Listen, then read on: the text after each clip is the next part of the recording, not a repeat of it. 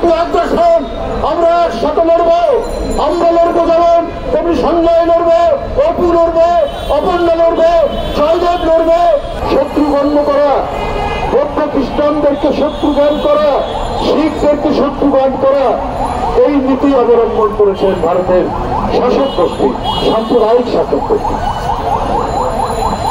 তাদের দলের কোরাসের সাথে মিল রেখে এখন কথা বলছেন মমতা ব্যানার্জি, যাকে আমরা মনে করতাম এই অঞ্চলের একজন অসাম্প্রদায়িক রাজনীতিবিদ, কিন্তু তিনিও নন।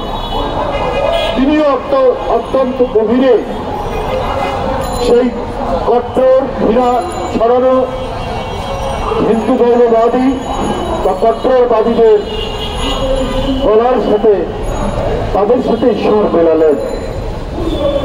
তার প্রমাণ পাচ্ছে নানাভাবে। পশ্চিমবঙ্গে মুসলমানদের হার হচ্ছে 25%, অথচ সরকারি চাকরিতে মুসলমানরা সরকারি চাকরিতে আপনার তারা চান্স পায়, সুযোগ পায় মাত্র 1%। সেটারও পারতে হবে।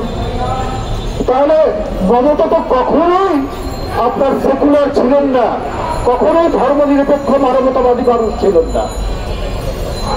আমরা জোর গলায় বলতে পারি, বাংলাদেশের মানুষ আমরা যে যাই রাজনীতি করুক, এক শেখ হাসিনা ছাড়া যে যাই রাজনীতি করুক, আমরা অন্য ধর্মের প্রতি ঘৃণা ছড়ানো, বিদ্বেষ পোষণ করা, এইটা আমরা কখনোই করিনি।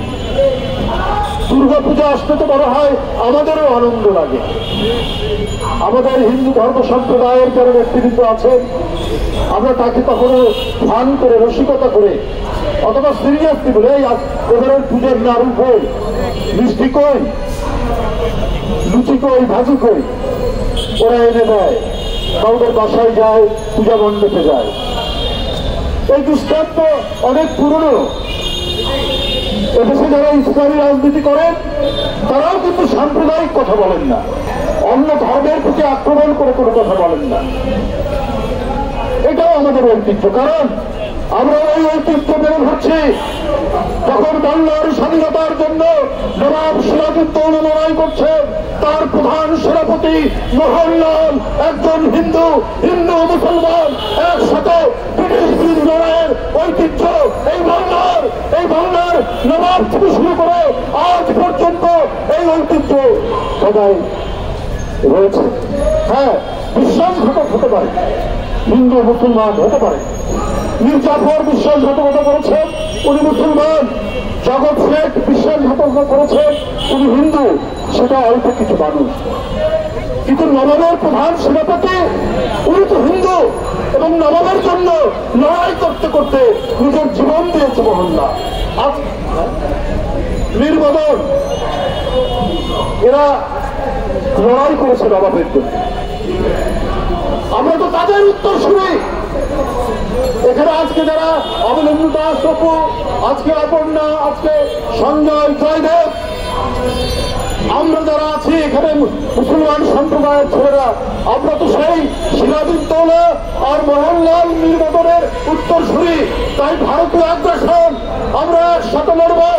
আমরা লড়বো যেমন তেমনি সঞ্জয় লড়বে, অপু লড়বে, অপর্ণা লড়বে, জয়দেব লড়বে, আমাদের কি বলে বধু লড়বে, সুরঞ্জন ঘোষ লড়বে।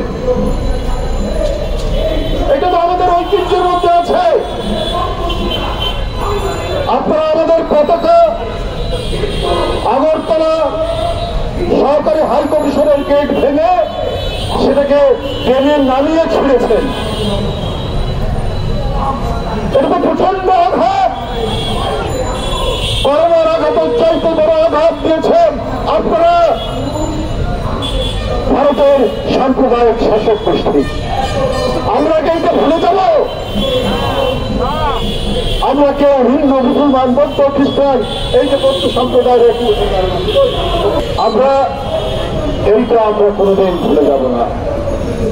আপনারা আপনাদের মিডিয়া কে একজন সুমন, এক ভদ্রলোক, তারপরে অহর্নিশি ক্রমাগত ভাবে তিনি মিথ্যা অপপ্রচার করে যাচ্ছেন। আমি তাকে তো ভদ্রলোক বলেই মনে করতাম, দেখতে শুনতেও সুন্দর, কিন্তু মনটা এত অসুন্দর। বাংলাদেশের গোপালগঞ্জে একটা পরিবারে আগুন লাগিয়ে 5 জন পুড়িয়ে মেরে ফেলা হয়েছে, ওইটা তিনি ফলাও করে প্রচার করছেন। বলুন আপনারা